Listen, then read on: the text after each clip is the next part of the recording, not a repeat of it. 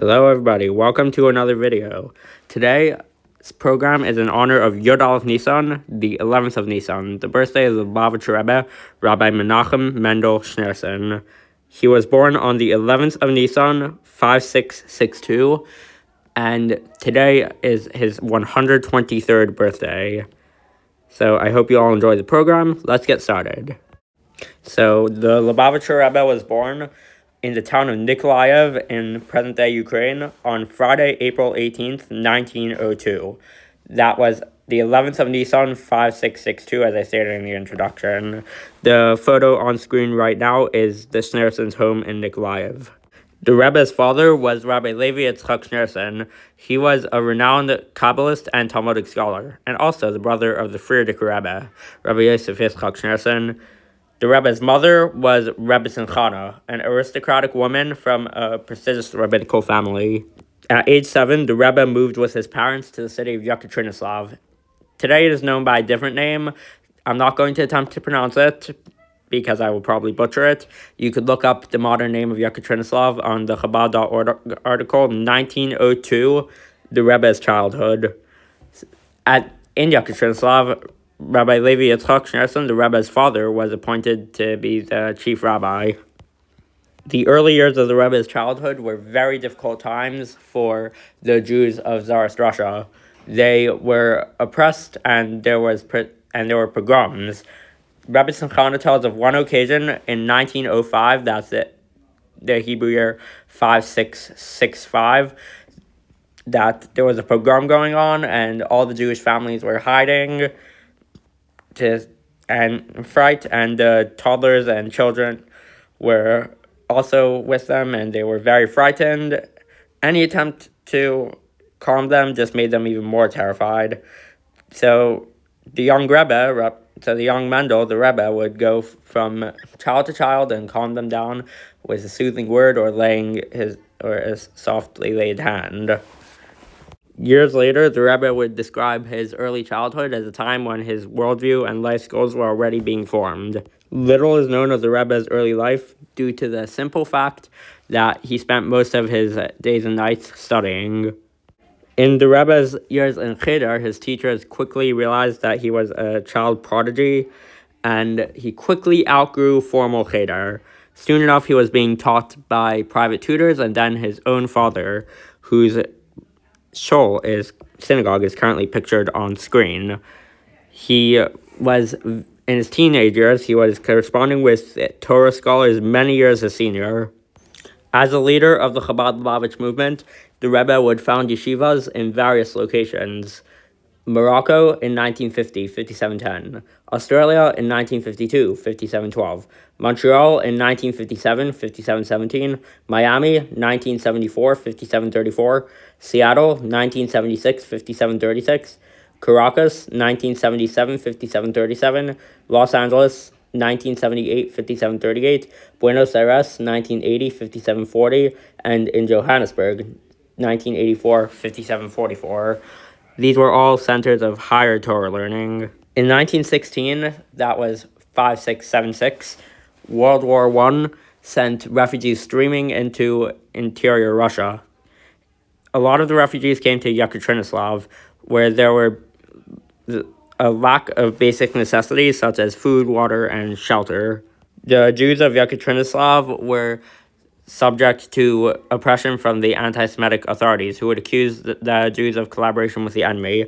These Jews were subject to seizure for ransom and even Rahman al-Islam, heaven forbid, execution by the authorities. The Rebbe's parents opened their home to all, however, providing food and shelter. In 1923, the Jewish year was 5683. The Rebbe met the Frierdiker Rebbe, Rabbi Yosef Yitzchak Schneerson, who was then in charge of the Chabad Lubavitch movement worldwide. 6 years earlier, the Communist Party had wrested control of the Russian Empire. Within the Communist Party, there was a division called the Yevsektia, in English, the Jewish sector, or Jewish section, and they embarked on a ruthless war against Judaism. They would shut down schools, and they would shut down synagogues and any religious organization. They made this strong effort to quash every single last bit of Jewry in Russia. At this time, the Frierdiker Rebbe, Rabbi Yosef Yitzchak Schneerson, was doing his utmost to keep Soviet Jewry alive and running. He sent his emissaries all over Russia to establish schools and synagogues and build mikvahs for purity, to immerse, to purify, and send financial aid and kosher food. In 1926, 5686, the Rebbe became engaged to the Frierdiker Rebbe's second daughter, Rebbetzin Chaim Mushka. When the agents of the Yevsetia came to arrest the Frierdiker Rebbe in the summer of 1927, Tafresh Pei Zayin, 5687, the Rebbetzin Chaim Mushka signaled to the Rebbe to destroy all the quote-unquote evidence. And then the Rebbe went on to lead the international efforts that eventually got Rabbi Yosef Yitzchak, the Frierdiker Rebbe's sentence commuted, and then eventually, from death to exile, and then eventually completely commuted. But that's another story. The Rebbe was one of the select few family members allowed to leave Russia with the Frierdiker Rebbe when he left in 1927. The Jewish year was already Tafresh Pei Ches, 5688. And the Frierdiker Rebbe would continue to direct the activities of the underground schools and institutions in the Soviet Union until his death in 1950. In November of 1928, the marriage of the Rebbe and Rebbetzin Chaim Mushka took place in Warsaw, Poland. By that time, word of the Frierdiker Rebbe's miraculous release and his activities had spread, and thousands of people came to the wedding.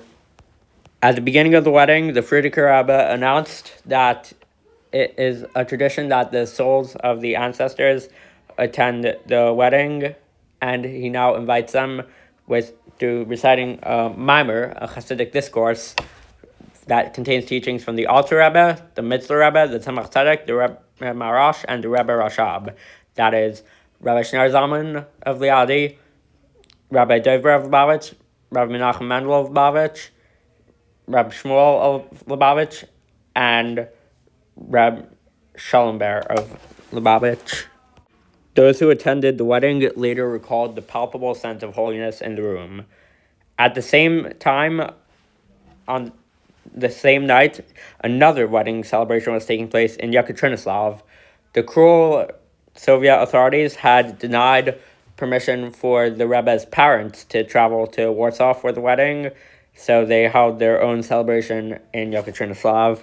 During the 1930s, the Rebbe studied at university in various places. On June 14th, 1940, that is the 8th of Sivan, 5700, Nazi Germany invaded Paris. The Rebbe left on one of the last trains to leave Paris, and he eventually arrived in Vichy, France. They remained in Vichy for a few months, then relocated to Nice in southern France.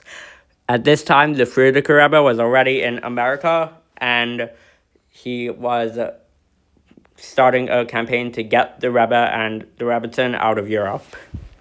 The Rebbetzin later recounted that throughout herself and the Rebbe's flight from Europe, the Rebbe maintained his characteristics of helping other Jews.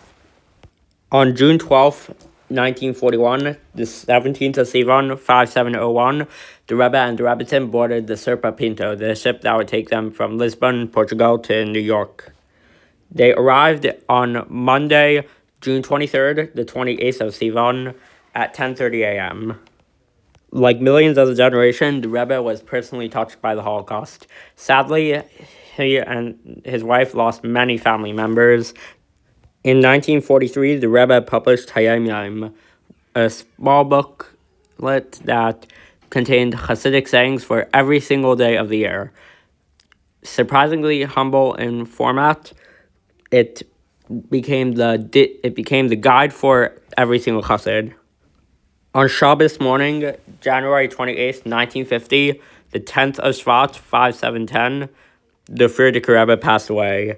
The Rebbe was overcome with grief, and every single mention of the Frierdiker Rebbe would spawn a well of tears from the Rebbe. At first, the Rebbe refused to take on the title of Rebbe. It would be a full year before he officially became the Rebbe. In 1953, the Rebbe founded the Lubavitch Women's Organization. On Motzei Shabbos, January 31st, 1960, the 3rd of Shvat 5720, the program was started on the radio broadcasting Tanya, the fundamental work of the Alter Rebbe. In 1967, 5727, the Arab capitals were parading their arms and openly speaking about going to war with Israel. The Rebbe stood out, and he was a voice of confidence, stating the words of Psalms chapter 121. The Garden of Israel neither sleeps nor slumbers, and he insisted that Israel was the safest place in the world. When the Six-Day War began with preemptive strikes from Israel, the whole world stood by to watch. And they were amazed at the victory, at the swift and bold victory 6 days later. The Six-Day War also marked the beginning of Mivtza Tefillin, the Rebbe's campaign to encourage all Jewish males 13 and up to put on the tefillin. In 1972, the Rebbe turned 70. He was overwhelmed with letters from well-wishers, but among those letters were some that suggested he retire. Of course, the Rebbe received the letters from the well-wishers with joy and happiness, and to those that said he should retire, he responded with a blistering attack on retirement. To indirectly quote, retirement is retirement from life. It is not just retirement is not just retirement from work. Retirement is retirement from life. The only thing that is true retirement from life is death. Chas v'shalom, I said, heaven forbid. So we should continue working hard, no matter how young or old we are. In fact, that year the Rebbe pledged to open 71 new Chabad institutions because it was the 71st year of his life. In 1974, the Rebbe sent out his first mitzvah tanks. They had signs such as "Tefillin on board" and "Do a mitzvah today," and they basically consisted of a U-Haul or Ryder van with a back door rolled up to reveal its cargo, a table and some chairs and a dozen or so bearded men, specifically Jewish men. And there was a loudspeaker playing Hasidic music loud enough to be heard over the din of Manhattan. The reason for the mitzvah tanks was that fewer and fewer American Jews were coming to synagogue to pray and put on the tefillin. So the Rebbe said, if the Jews aren't going to come to tefillin, we're going to bring the tefillin to them. And that is how the mitzvah tank came about. On Shmini Atzeres night, in the Jewish year 5738, that was October 4th, 1977, was the exact date, the Rebbe suffered a massive heart attack during the Hakafos on that night. After the heart attack, the Rebbe was confined to his office in 770 for 5 weeks until the 1st of Kislev of 5738 when he was able to return home. The Hasidim duly designated that day as a holiday. The doctors had warned the Rebbe that there was a 60% chance of another heart attack if he continued his vigorous daily routine. However, the Rebbe saw the positive in that there was a 40% chance that there was nothing to worry about. For the first 25 years of the Rebbe's leadership, he had private audiences known as the Yichidos with all his visitors on Sundays, Tuesdays, and Thursdays, starting just after nightfall and continuing well into the night. Oftentimes, the last of the Rebbe's visitors would leave after daybreak. After all that time, the number of people coming for Yechidus grew out of hand, so the Rebbe had to stop doing Yechidus. Instead, correspondence with the Rebbe was done through mail. As much as 3 sacks of mail would arrive at 770 Eastern Parkway for the Rebbe. In 1986, the Rebbe started doing Sunday dollars.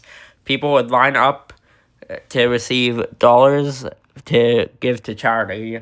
The Rebbe would appoint each person who passed by as his personal emissary to give that money to charity of their choice. To the charity of their choice. The Rebbe, who was well into his 9th decade of life at that time, would stand for 8 hours at the most without getting tired. One time, an elderly woman who went by the Rebbe for dollars burst out saying, "Rebbe, how do you do it? How can you stand for so long and still not get tired?" And the Rebbe said, "Each neshama, each soul is a diamond. Does one ever tire of counting diamonds?" On Wednesday, February 10th, 1988, the 22nd of Shvat 5748, Rebbetzin Chai Mushka, the Rebbe's wife, passed away after a brief illness. She was brought to the hospital after not feeling well the night before, and where she requested a glass of water. After saying the blessing over the water, she returned her soul to her maker. The Rebbetzins' Levaya funeral procession was attended by 15,000 strong and led by a police motorcade. This was for sure a farewell fit for a queen. In 1989, the Cold War ended, thanks to Mikhail Gorbachev's rise to power and the fall of the Soviet Union. When Mikhail Gorbachev rose to power in 1985, the Rebbe foresaw that this would lead to the end of the Cold War and the fall of the Soviet Union. Jews were able to start practicing their religion freely again, and the Chabad Hasidim went ahead and took off the blue shutters that hid the mikveh, ritual bath, and cheder, school, in the Marina Russia synagogue in Moscow. The Rebbe had dubbed in September of 1989, the Rebbe dubbed the upcoming year, 5750 Tafshin Nun, the Year of Miracles, which many people saw as a prophecy as to what was going to happen. Indeed, just a few weeks later, the Soviet Union fell. In 1987, the Rebbe told the emissaries in Israel to start building a community to host all the Russian Jews that would soon arrive. In the year 1992, on the 27th of Adar, the Rebbe had a stroke. The stroke impaired his ability to speak and to write. Little more than 2 years after the stroke, on the 3rd of Tammuz, 1994, 5754, the Rebbe passed away, sadly. So, although he did preempt his stroke in passing with a sicha, a talk delivered on the 28th of Nisan, 5751, 1991, in which he told us in which the Rebbe said, "I did my work, now you do your work." Basically, that was not the exact language, but it's close enough. As Hasidim, we now have to deal with the problem. What do we do after Gimel Tammuz? Well, the answer is we listen to the Rebbe's words on the 28th of Nisan. We listen to the Rebbe's words all through his whole Nesios. And we do our best to bring Mashiach now. How can we do that, you might ask? We do that by following the Rebbe's directives. We follow that by imitating. We do that by imitating the Rebbe's behaviors, in a good way, of course. Not just imitating to imitate, imitating to actually learn. We do that. We bring Mashiach closer by just doing another mitzvah. So I urge everybody on this Yod Aleph Nisan, please accept upon yourself to do another mitzvah, maybe even another 2 mitzvahs. Influence another Jew to do another mitzvah. If you're not Jewish, learn about the 7 Noahide laws. That is what will bring Mashiach closer. Because we need this world to be peaceful. We have gone through too much. We have gone through way too much in this exile. This world needs the Messiah to come. Okay, so that's the Rebbe's life. So I would like to wrap up this program with a couple announcements. First of all, the Pesach is coming up. Passover, it begins on April 12th and ends on April 20th. be sure to search for chametz on Thursday night, April 10th. April 10th, yeah. And make sure that the chametz is burned on April 11th, Friday. And chametz may not be eaten after 4 seasonal hours through the day on Shabbos, April 12th. After 5 hours, whatever chametz remains must be flushed down the toilet. And I wish you all a kosher and freilich Pesach. That means that you should have a kosher and joyous Passover. And before I sign off, I would like to remind you all that you can send any special events you want to include for my Chabad SOIS newsletter to the email askchabadsois@gmail. That's askchabadsois@gmail.com. You may send, and that is also where you can send comments and feedback. And if you want to help my channel grow, please like, subscribe, and share this video. And once again, please take on an extra mitzvah in honor of Yod Aleph Nisan. Remember, this is the Rebbe's 123rd birthday. So, just every time you do another mitzvah, it brings nachas to the Rebbe. It brings Mashiach closer. We all want world peace, right? We all want world peace, right? Just do another mitzvah, please. Mashiach now. Sei gesund, sei gebenched.